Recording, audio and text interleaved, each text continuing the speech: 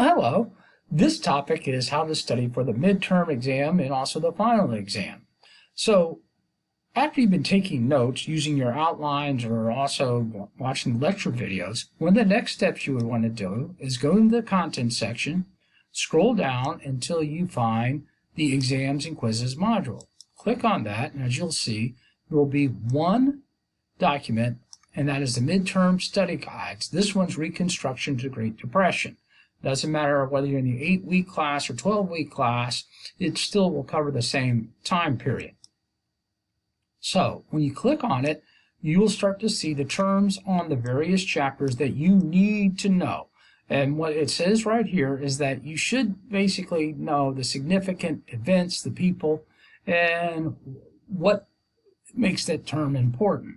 Because this is going to be on a multiple choice test. And in the multiple choice test, you're going to have up to 5 answers that you can choose from.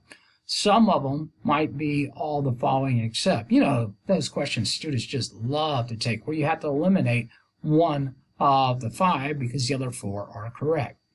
So start filling that out, or better yet, take a 3x5 card. And as we can see here, Reconstruction, the 13th Amendment, and write the 13th Amendment.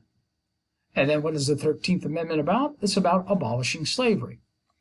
So when you flip it around, abolish slavery. So you use these as flashcards.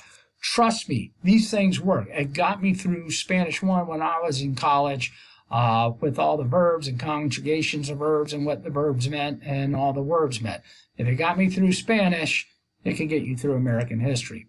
But as you can see, you do not want to wait probably for the last week or several days before, that there are a good number of terms.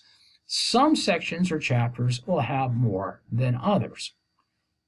Work with others. Split up the work, half and half. You can get 4 people, that's even better because that's less work for you to do. Doing the 3x5 cards as well will make it easier for everyone, and then you just go through the 3x5 cards until you memorized it.